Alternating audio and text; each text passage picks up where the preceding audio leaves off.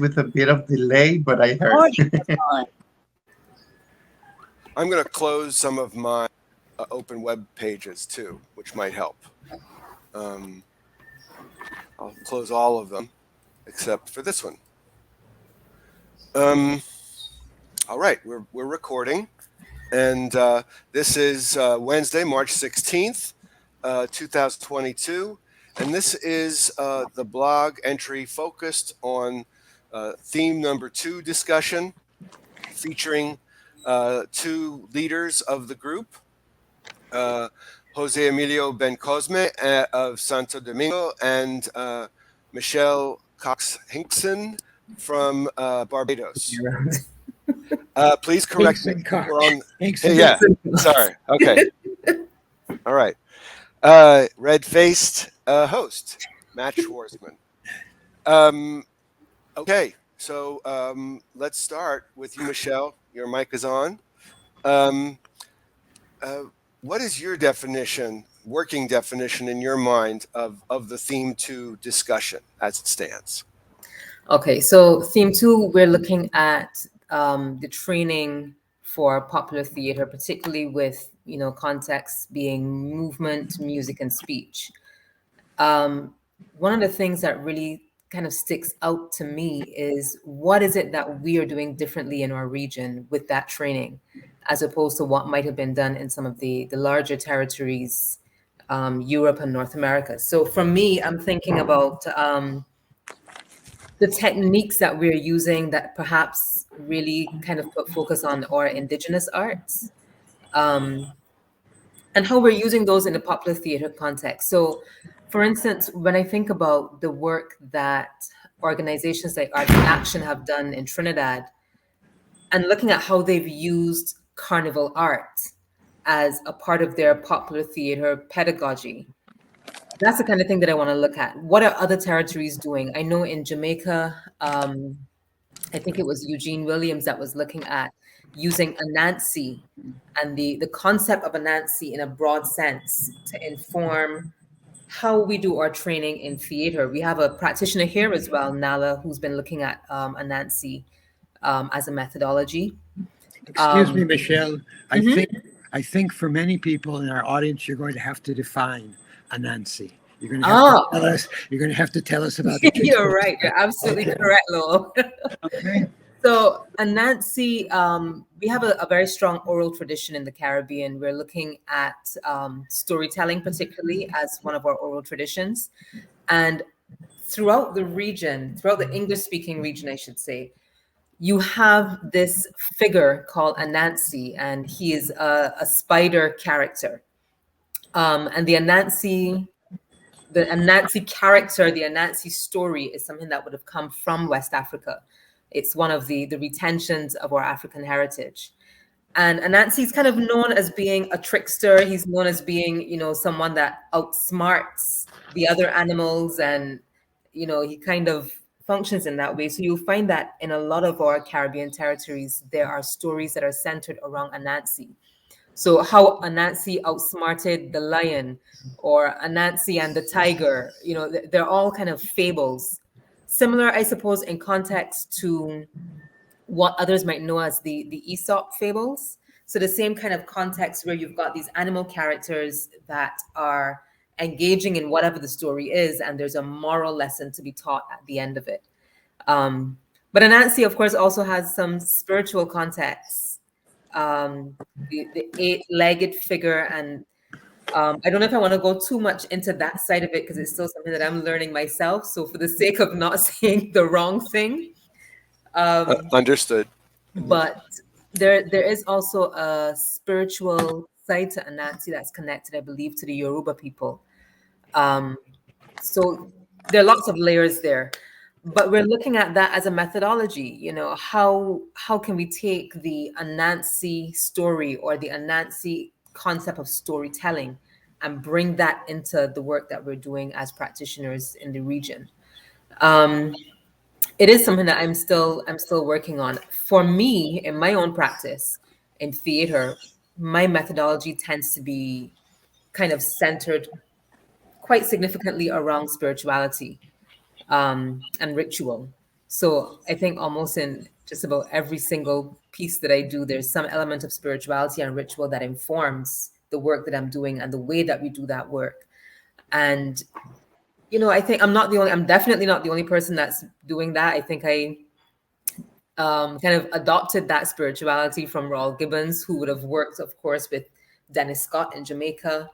So there are different threads throughout the region where people are using some kind of indigenous methodology to inform their artistic work. And I think in a lot of ways, that's what we're looking at in theme 2. How do these methodologies not only go into the artistic work itself, but also in the training that we do with our students, with our practitioners? How does it inform it? How can we call this thing ours? So that's where I'm coming from for theme 2. Excellent. Thank you. Great, Thank you. great, Thank you. great. Round 1. Ding, ding. Jose Emilio, your answer to the question. Okay. Yes, as I was listening to Michelle, there are several things that resonate with the idea of how I see this theme.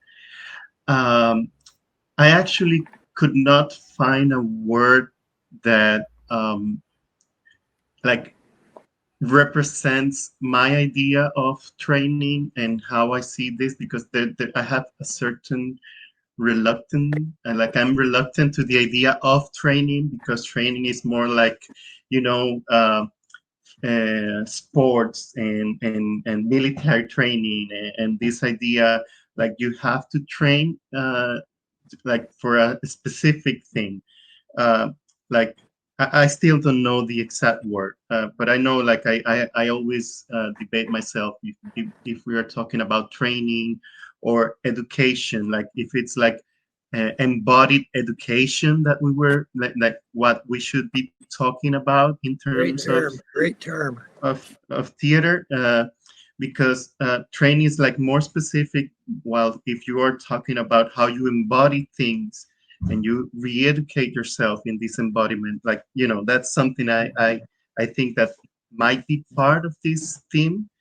And there are things like the idea of spiritual and ritual that I think are important to training, because even in like we don't usually think about this, but in European theater there was a link to Christianity, to rituals of Christian societies, and in the mix of societies that we are here in the Caribbean, we also have like a very diverse rituality that I think comes into theater. So that resonates a lot with this idea, and I think that at the end, all that we doing here, like the voice, the music, the rituals, the religious aspects, that how they come into performance of how our bodies interact in society and in the stage. There's maybe Lowell can help me, but there's this theater practitioner. I don't remember his name, but he's from Bolivia, I think. And he said in a conference something like, "I don't talk about puesta en escena. I talk about puesta en juego." This idea of not staging but playing. There's this like not thinking the stage of you're going to do something for the stage, but to do something to play with. And I really like this idea of training. And I think that's part of this topic, the idea of play, because if you're talking about music, about voice, about ritual, it doesn't have to be like something very, like, it's not serious, and that you have to be like all tight, and this idea of being constrained by this. So I think it's more like a way of finding a playfulness in our bodies, and I think that's the same, like the structure. How are we being with our bodies with this idea of play, of all the things that we have acquired because of the colonialism in the Caribbean and our identities. So beautiful.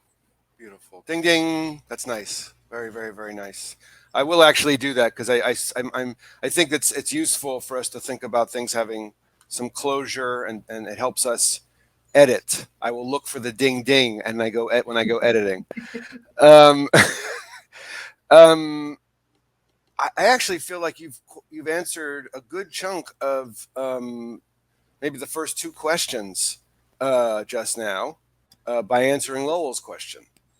And I think it's appropriate, just for the efficiency and good use of time, is to move on to the who, is to really think about who are the people you would like to bring into the conversation, or that may have been in the conversation up to this point, but you haven't had a chance to really talk with them. And yeah, go ahead. Michelle, do you want to go? Sure. There are a number of people, or I shouldn't say people, maybe it's not people. A number of things come to mind for me. I mentioned a few of them in my response before in terms of the Anansi methodology, Eugene, Rawl, these people who've been doing quite a bit of work from the theater side of things. I would love to hear more about, for instance, there's a practitioner here, Dr. John Hunt, he is a dancer, choreographer, teacher, but he's also a spiritual Baptist priest, and he's also a cultural studies researcher. He's into the landship, which is a cultural form in Barbados that's indigenous to the country. And he brings all of those into his practice. And I think it'll be very interesting to hear how he views it as well. Is Anansi a tradition that you think might extend to the Spanish and Portuguese parts of the Caribbean? I don't want to say yes or no. I would say that I suspect that any country that has had any sort of connection at all with Africa probably has some equivalent to that storytelling figure. So would that be of interest to you to kind of spread that? Because that's what occurred to me as both of you spoke. Absolutely. Because storytelling is something that kind of is, and I shouldn't even say African, because even in the indigenous peoples, the Native Americans, they've got storytelling figures as well. So I'm not sure if Anansi as Anansi necessarily will be translated, but certainly there has to be some kind of synergy with the oral tradition, which would be really good to kind of see what the similarities are, what the differences are, what we can learn from each other. Because to pick up on what Jose was saying, for me, this is about redefining our concept of what is training. We don't have to train according to European standards. And people are doing different things across the region. And I'm saying region very inclusively, not the English-speaking region, but the region. And it would be good to kind of expand that. I would love to hear from places like Colombia and Lowell. We had a wonderful time in Colombia, and the work that they were doing there was, mind-blowing. So I would love to hear more about what's happening in spaces like Colombia, Panama, because they have practices that are absolutely worth kind of engaging with as well. Excellent, thank you. I would urge you to kind of remember that and bring that. Let's correspond about that. Maybe that's something that we can find help from other folks to manifest. Oh gosh, something came into my head and then out. So just give me a sec if you don't mind. So yes, I think what I like about particularly what you're both doing is, rather than arguing for this kind of pan-Caribbean aesthetic or methodology, we're just starting about topics that might enable you to do it, to kind of, each of you has a topic which could be looked at from a pan-Caribbean standpoint, it seems to me. And that would be really interesting, I think, for open channels to think about.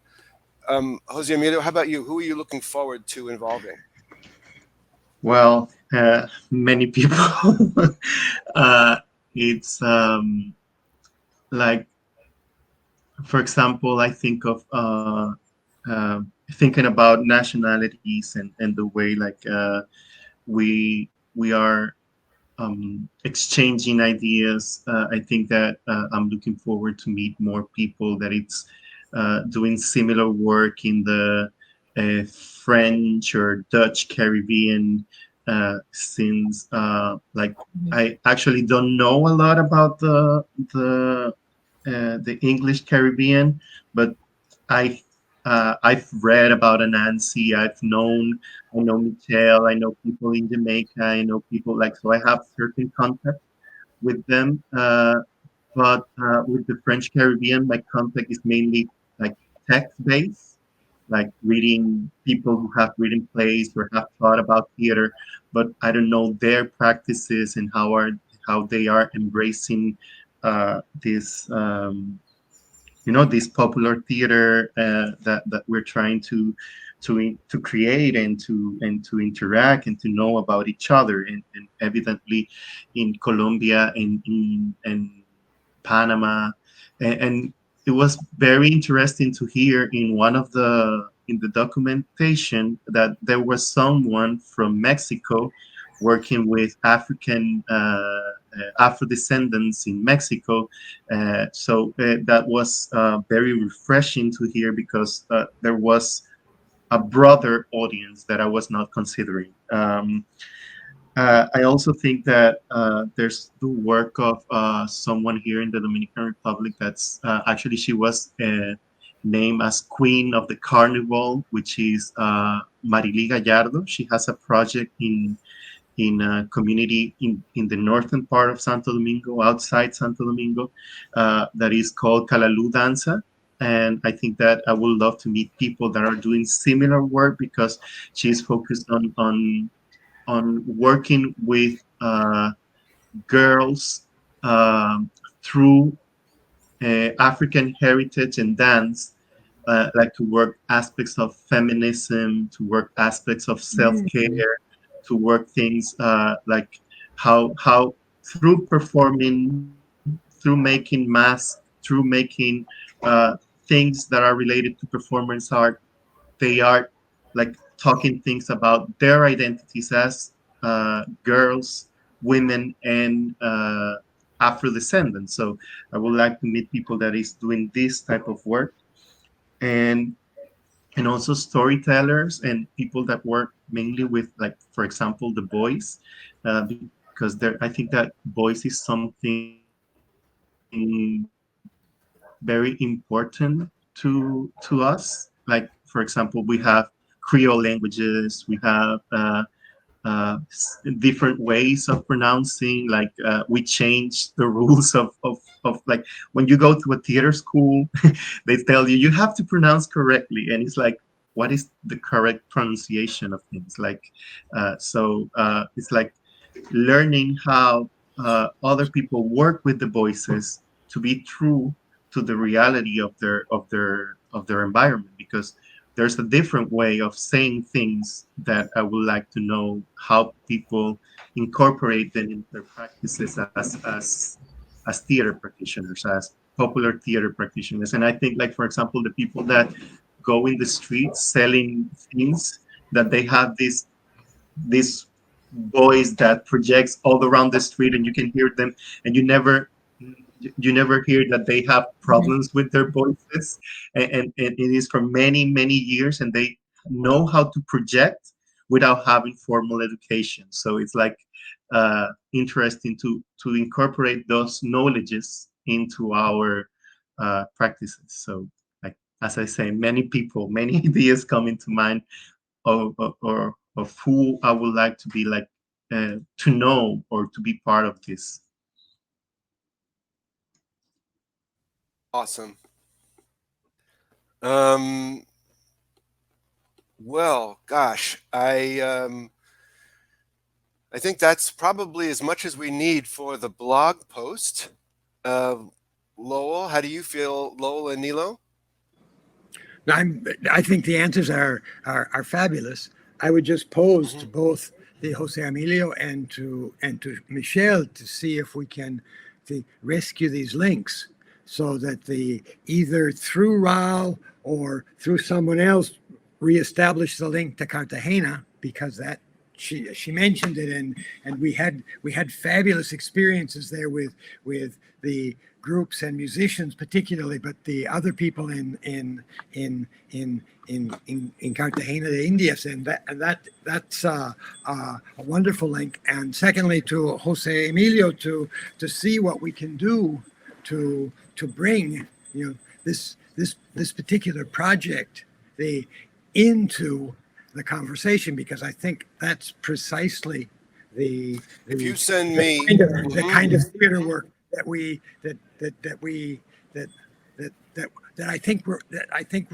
we're most interested in supporting. If you send me email addresses and names of people, I will follow up with them. Happy to. It occurred to me that we might even, Lowell, kind of have an open house at our next monthly meeting and invite anyone who's interested, who's kind of first degree of separation, from us, who we might want to involve. Okay, sounds to have them come. Yeah, so if you send me emails, Michelle and Jose Emilio, and Lowell for that matter, and Nilo, I'll send out an invitation to everybody that you want me to. Okay, sounds great. Yes, sounds great. Yeah, Okay. awesome. Okay. Yeah, I think we're going to do it this way, especially because,